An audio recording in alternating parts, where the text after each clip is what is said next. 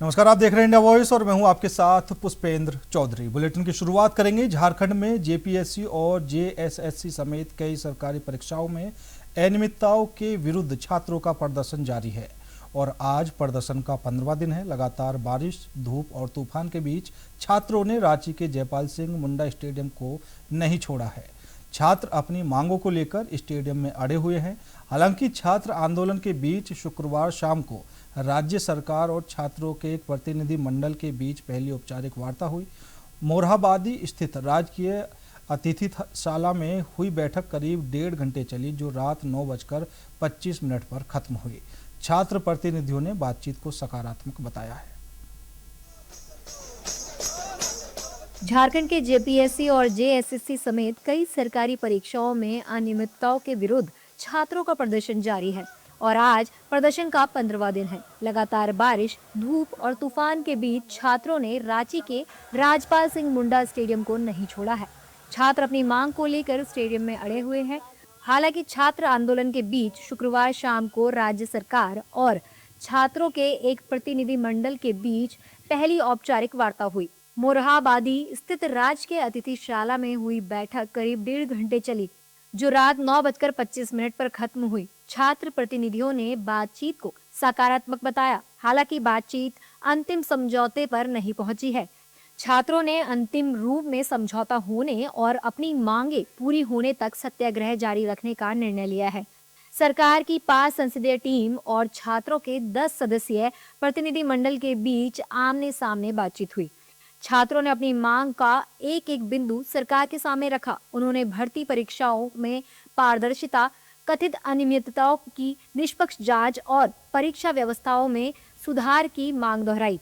छात्रों ने कहा कि वे ठोस कार्रवाई की उम्मीद कर रहे हैं। मीटिंग के बाद छात्रों के डेलीगेशन सदस्यों ने बताया कि हमने अपनी बात रख दी है, अब सरकार को तय करना है, लेकिन हमारा मार्च जारी रहेगा। कि अगर 10 तारीख से पहले सरकार हमारी मांगों को नहीं मानती है तो आपके माध्यम से झारखंड के तमाम छात्र नौजवानों से अपील करना चाहते हैं कि 10 तारीख आपके लिए बहुत अच्छा मौका है अपने हक और अधिकार को बुलंद करने के लिए, अपनी आवाज को बुलंद करने के लिए। इसलिए 10 तारीख को झारखंड के संपूर्ण जिले के छात्रों से मैं आह्वान करता हूं कि एक भी छात्र अपने घर में नहीं रहेंगे, अपने हक और आवाज के लिए रांची जरूर आएंगे। बिल्कुल, हम बोले ना, हम लोग की जो प्रमुख मांगे थी रद्द, जांच और रिफॉर्म्स को लेकर के सभी मांगों से अवगत कराया। उन्होंने आश्वासन दिया है कि इस पर हम लोग विचार करेंगे। हम उम्मीद करते हैं कि 10 तारीख से पहले वो जो आश्वासन है वो कन्फर्मेशन में बदल जाए, हम लोग की मांग जो से पूरी हो जाए। सामाजिक और राजनीतिक जो भी है सभी का नैतिक समर्थन है, सभी का नैतिक समर्थन का स्वागत है। नहीं, अभी इस संदर्भ में कोई डेट तिथि नहीं निर्धारित की गई है, बस बताया गया है कि सूचना दी जाएगी आप लोग स्पष्टता से। जो हमारी सारी मांगे हैं, जो भी परीक्षाओं में अनियमितता हुई हो, चाहे वो TDPL के कराया गया एग्जाम हो या अभय तिवारी की संलिप्तता का एग्जाम हो, खास करके CGL, PGT वगैरह, हर एक एग्जाम में जिसमें अनियमितता हुई है, हम लोगों ने प्रमुखता से अपनी मांग को रखा कि इसको रद्द होना चाहिए। जी, वार्ता हो रही है लेकिन सिर्फ आश्वासन दिया जा रहा है। तो हम लोग संकल्प लिए हैं, जो अर्जेंटली डिमांड है उसको पूरा किया जाए और जो टाइम टेकिंग वाला डिमांड है उसको 3 महीने के अंदर किया जाए।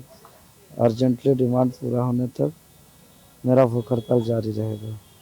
वार्ता में सरकार की ओर से 4 मंत्री शामिल हुए।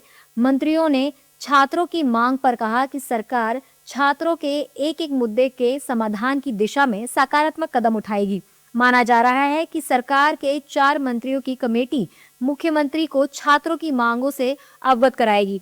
वार्ता से पहले मुख्यमंत्री हेमंत सोरेन ने विधानसभा परिसर में कहा कि सरकार छात्रों की समस्याओं को लेकर संवेदनशील है। सरकार छात्रों की हर बात सुनने को तैयार है। बातचीत के जरिए समाधान निकाला जा सकता है। छात्रों के सवाल, सुझाव और जिज्ञासाएं खुलकर सामने आनी चाहिए। उनके सुझावों का सरकार स्वागत करेगी। इससे पहले गुरुवार को सरकार और छात्रों के बीच प्रतिनिधिमंडल को लेकर गतिरोध था। सरकार ने केवल छात्रों से बातचीत की शर्त रखी थी। इसके बाद छात्रों ने अपना प्रतिनिधिमंडल बदलकर नई सूची सरकार को सौंपी। शुक्रवार को इस 10 सदस्यीय प्रतिनिधिमंडल के साथ वार्ता हुई। वहीं जेपीएससी, जेएसएससी परीक्षाओं में कथित गड़बड़ी के खिलाफ यह आंदोलन 14वें दिन भी जारी रहा। छात्र 14वीं जेपीएसएससी, पीटी और जेएसएससी सीजीएल से जुड़े विवादों की जांच और भर्ती प्रक्रिया में सुधार की मांग कर रहे हैं। वार्ता के बाद अब आंदोलन के अगले रुख पर नजर है।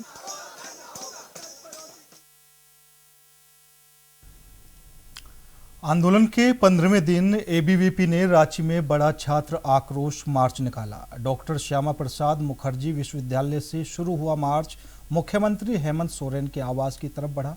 पुलिस ने बैरिकेडिंग कर प्रदर्शनकारियों को रोकने की कोशिश की, लेकिन प्रदर्शनकारियों ने बैरिकेडिंग तोड़ दी। एबीवीपी ने चेतावनी दी है कि अगर छात्रों की मांगों पर कार्रवाई नहीं हुई तो 11 तारीख को विधानसभा का घेराव किया जाएगा।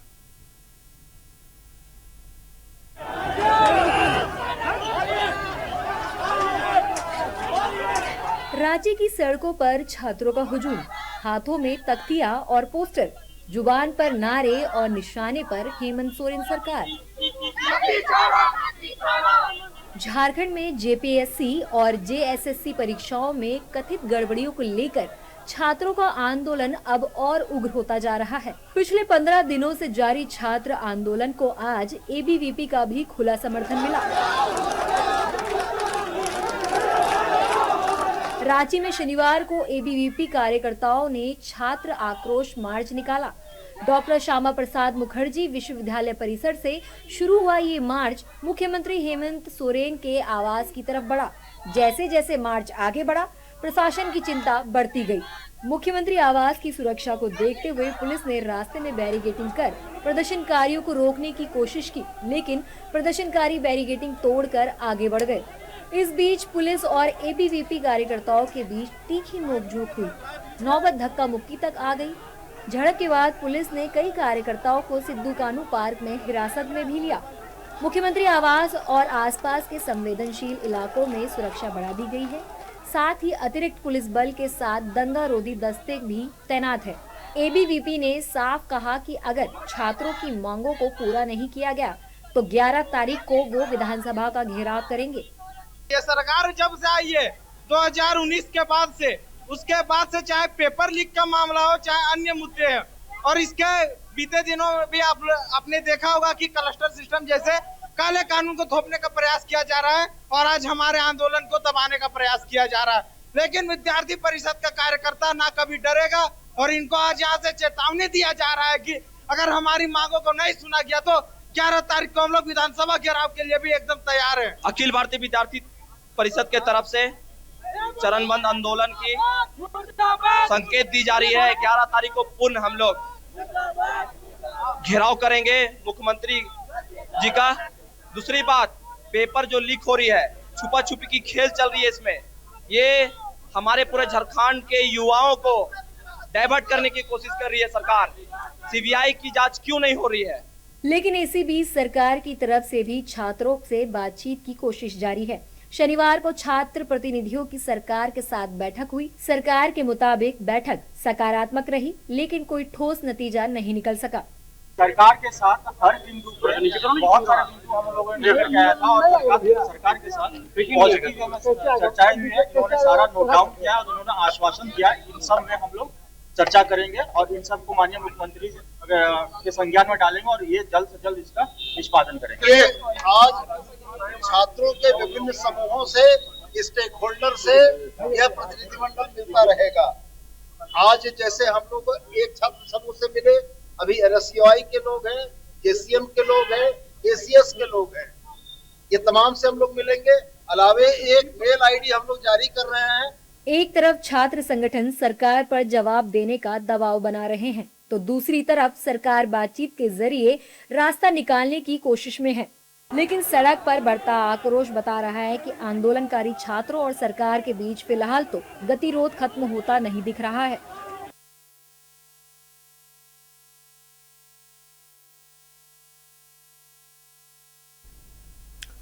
लोकसभा में नेता प्रतिपक्ष राहुल गांधी लगातार छात्रों के मुद्दे को लेकर केंद्र सरकार पर हमलावर हैं। इसी क्रम में राहुल गांधी का प्रयागराज में छात्रों की गूंज कार्यक्रम है। राहुल के प्रयागराज पहुंचने से पहले ही जिले में पोस्टर वार शुरू हो गया। पोस्टरों में राहुल गांधी पर कई सवाल दागे गए हैं और तंज भी कसा गया है। इन पोस्टरों में झारखंड के छात्र आंदोलन को लेकर सवाल पूछे गए हैं। लोकसभा में नेता प्रतिपक्ष राहुल गांधी लगातार छात्रों के मुद्दे को लेकर केंद्र सरकार पर हमलावर हैं। इसी क्रम में राहुल गांधी आज प्रयागराज जा रहे हैं। राहुल के प्रयागराज पहुंचने से पहले ही जिले में पोस्टर राज शुरू हो गया है। पोस्टरों में राहुल गांधी पर कई सवाल दागे गए हैं और तंज भी कसा गया है। कांग्रेस ने जहां राहुल गांधी के स्वागत और छात्र संवाद कार्यक्रम के समर्थन में पोस्टर लगाए हैं, वहीं उनके खिलाफ भी कई विवादित पोस्टर सामने आए हैं। विवादित पोस्टरों में राहुल गांधी पर झारखंड के मुद्दे को लेकर सवाल उठाए गए हैं। एक पोस्टर में लिखा है, जो भागकर प्रयागराज आए वह झारखंड जाने से क्यों घबरा। एक अन्य पोस्टर में लिखा है, कब आओगे मेरे राहुल, तुम्हें झारखंड बुलाता है। इन पोस्टरों में राहुल गांधी की तस्वीर भी है। एक अन्य पोस्टर में नीट पर हाइपोक्रेसी की भी सीमा होती है, प्रयागराज वाओ झारखंड छी लिखा गया है। इन पोस्टरों के माध्यम से राहुल गांधी के प्रयागराज दौरे और नीट परीक्षा से जुड़े मुद्दों पर उनकी राजनीतिक स्थिति को निशाना बनाने का प्रयास किया गया है। इन पोस्टरों के बाद प्रयागराज का राजनीतिक माहौल गर्मा गया है। केवल कांग्रेस पार्टी राजनीतिक स्कोरिंग के लिए जो है ये यात्रा कर रहे हैं। आज छात्रों की याद आई, कांग्रेस ने दशकों तक राज किया और कितनी बार एम्स से लेकर कितने पेपर लीक हुए। कभी भी कांग्रेस ने स्पेसिफिक क्वेश्चन प्रश्न पत्र लीक पर कोई कानून नहीं बनाया। बनाया किसने? 24 में आदरणीय प्रधानमंत्री नरेंद्र मोदी जी ने, और अभी कड़ा कानून बनाया। राहुल गांधी के छात्रों की गूंज नहीं है, तो छात्रों के गूंज में राहुल गांधी जी नहीं जा रहे हैं, सत्ता की गूंज में जा रहे हैं। सत्ता कैसे प्राप्त हो, ये बेचारे बेरोजगारी, कांग्रेस पार्टी बेरोजगार हो गई है ना। और उत्तर प्रदेश में भी सरकार, उत्तर प्रदेश में चुनाव है। जहां एक तरफ बीजेपी नेताओं ने राहुल गांधी के पोस्टर विवाद को लेकर जमकर घेरा है, तो दूसरी ओर कांग्रेस नेताओं ने राहुल गांधी द्वारा छात्रों की आवाज को उठाने की बात कही है। राहुल जी ने ये सवाल कॉकरोच पार्टी में उठाने के पहले से ये उठा रहे हैं। हर जगह वो जाते हैं, स्टूडेंट से बोलते रहते हैं और उनकी क्या दिक्कतें वो जान के लेते हैं, उनके ऊपर होने वाले इसके बाद और छात्रों का संगठन है और छात्र जहाँ संघर्ष कर रहे हैं वहाँ। हालांकि इन पोस्टरों पर किसी संगठन, राजनीतिक दल या व्यक्ति का नाम नहीं लिखा है। इससे स्पष्ट नहीं हो सका है कि इन्हें किसने लगवाया है। पोस्टरों को लेकर शहर में तरह तरह की चर्चाएं हो रही हैं और राजनीतिक गलियारों में बयानबाजी तेज होने की संभावना है। बता दें कि राहुल गांधी शनिवार को प्रयागराज में कांग्रेस के गूंज कार्यक्रम के तहत छात्रों और युवाओं से संवाद करेंगे। इस कार्यक्रम का मुख्य फोकस नीट पेपर लीक, प्रतियोगी परीक्षाओं में कथित अनियमितताओं और युवाओं से जुड़े मुद्दे रहेंगे। राहुल गांधी के आगमन को लेकर कांग्रेस कार्यकर्ताओं ने व्यापक तैयारियां की हैं और शहर के प्रमुख मार्गों पर स्वागत होर्डिंग व बैनर लगाए हैं। अगली खबर की ओर, उत्तर प्रदेश में 2027 विधानसभा चुनाव को लेकर बीजेपी ने अपनी तैयारियां तेज कर दी हैं। बीजेपी के प्रदेश उपाध्यक्ष और काशी प्रभारी रमेश सिंह ने दावा किया है कि पार्टी का हर कार्यकर्ता अपनी जिम्मेदारी पूरी क्षमता और समर्पण के साथ निभा रहा है। उन्होंने कहा कि बीजेपी 2017 के प्रदर्शन को 2027 में दोहराने जा रही है। साथ ही अखिलेश यादव के पीडीए फॉर्मूलों पर निशाना साधा।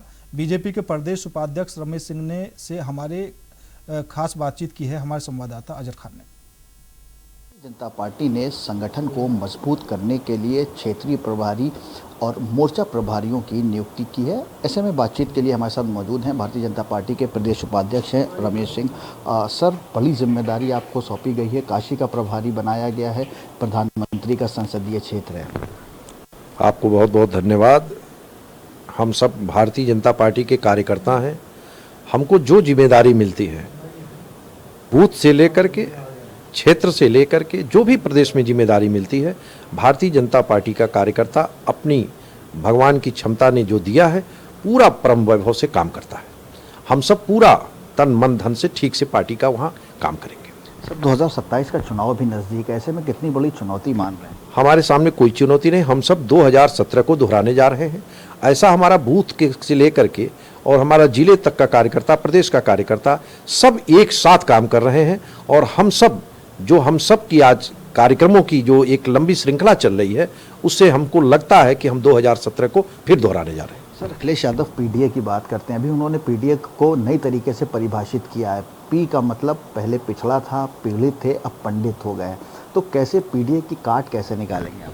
देखिए अखिलेश जी को हम लोग जितना दिन से देखते हैं, वो पी का मतलब कुछ करते ही रहेंगे और पी का मतलब जिसको देखते हैं उसे बदलते रहते हैं, लेकिन लास्ट में पी उनका है परिवार।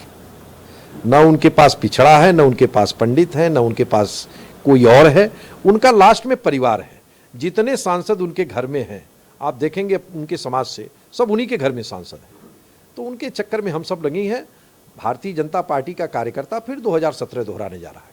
सर, सभी राजनीतिक पार्टियों की नज़र युवा वोट बैंक पर और खास करके जो फर्स्ट टाइम वोटर्स हैं, ऐसे में देखिए उत्तर प्रदेश सरकार की तरफ से युवा नीति भी लागू की जा रही है। तो आप लोग कैसे जो युवा कार्यकर्ता हैं उनको अपनी तरफ जोड़ेंगे? हमारे यहाँ युवा कार्यकर्ताओं की एक लंबी फौज है और युवा हमेशा जानता है कि युवा को हमेशा इच्छा रहती है कि देश की तस्वीर और तकदीर बदली जाए, और युवा देखता है कि नरेंद्र मोदी जी के नेतृत्व में, उत्तर प्रदेश में योगी जी के नेतृत्व में ही हम देश की तकदीर और तस्वीर दोनों बदलेंगे और बदल भी रही है। सर, एक आखिरी सवाल। प्रयागराज में राहुल गांधी आज एक कार्यक्रम कर रहे हैं जिसमें तमाम छात्र शामिल हुए, पेपर लीक, तमाम मुद्दे छात्रों से जुड़े, इसको लेकर जो है वो जनसभा भी करेंगे और छात्रों को संबोधित करेंगे। वो जो चाहें करें, लेकिन मैं आदरणीय राहुल जी से एक अनुरोध करूंगा आपके माध्यम से कि वो इलाहाबाद आए हैं, वहीं उनके बाबा की मजार है फिरोज खान की, तो वो मजार को जरा झाड़ू सफाई करके उस पर 2 फूल तो चढ़ा दें। हमारी भारतीय जनता पार्टी और हमारे सनातन धर्म, हमारे हिंदू धर्म और भारतीय संस्कृति में है कि हर आदमी अपने पूर्वज का सम्मान करता है। तो मैं आदरणीय राहुल जी से भी कहूँगा कि फिरोज खान के मजार पर 2 फूल तो चढ़ाते जाएं। बहुत शुक्रिया बातचीत के लिए। भारतीय जनता पार्टी के प्रदेश उपाध्यक्ष रमेश सिंह हमारे साथ बातचीत के लिए मौजूद थे, जिन्हें काशी का प्रभारी बनाया गया। कैमरा पर्सन हरीश के साथ Azhar Khan, India voice, Lucknow. Lucknow Kanpur expressway के उद्घाटन के कुछ ही दिनों बाद पहली बारिश में सड़क धंसने का मामला सामने आने से निर्माण गुणवत्ता पर सवाल खड़े हो गए हैं। सड़क धंसने की असली वजह जानने के लिए आईआईटी विशेषज्ञों से तकनीकी जांच कराई जा रही है। अब सवाल यही है कि एक्सप्रेसवे की यह हालत खराब मौसम का असर है या निर्माण और गुणवत्ता नियंत्रण में लापरवाही हुई। देखिए कानपुर से हमारे संवाददाता रजत राजपूत की रिपोर्ट। है कानपुर लखनऊ एक्सप्रेसवे पे, जिसका निर्माण पीएनसी इंफ्राटेक द्वारा किया गया था, जिसके डायरेक्टर जो हैं, पूर्व डायरेक्टर नवीन जैन, जो भाजपा से राज्यसभा सांसद हैं, उनकी कंपनी को ये दिया गया था। इस कंपनी में प्रदीप जैन, नवीन जैन और चक्रेश जैन तीनों डायरेक्टर हैं और नवीन जैन पूर्व डायरेक्टर थे, जो कि 4200 करोड़ रुपए की कीमत का ये ठेका इनको दिया गया था। बात की जाए इसकी गुणवत्ता की, तो इस वक्त हम मौजूद हैं 64 किलोमीटर के जो चेनेज है वहाँ पे हम इस वक्त मौजूद हैं। और ये जो एक्सप्रेसवे बनाया गया है, ये गड्ढे, इसमें आज 25 दिन बाद ही 80 जगह गड्ढे हो गए थे। इस वक्त हम जहाँ पर मौजूद हैं, ये पैच वर्क किया गया है। ये आपको दिखाना चाहेंगे, ऐसा पैच वर्क है कि ये हाथ से निकल रहा है। कि क्या गुणवत्ता इन्होंने, किस तरीके जो एनएचआई के अधिकारी थे उन्होंने क्या देखा, क्या सुपरविजन किया। हालांकि भ्रष्टाचार की इसमें हर सीमाओं को लांघ दिया गया है। 4200 करोड़ रुपए, जो कि हम आम जनता की मेहनत की कमाई का टैक्स होता है, उससे इस एक्सप्रेसवे को बनाया गया था। इस वक्त हम मौजूद हैं, ये आपका एक टोल टैक्स है जो उन्नाव में उतरता है, उसके पास ये 64 किलोमीटर चेनेज पे ये गड्ढे हुए हैं। और इसकी जो जांच वो खड़गपुर आईआईटी को दी गई है।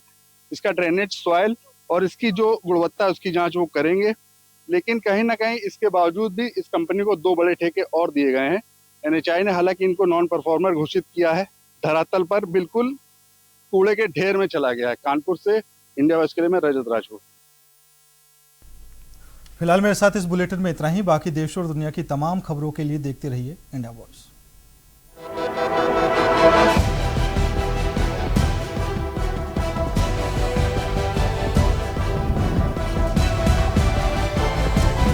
इंडिया वॉइस, आपकी सोच, आपकी आवाज।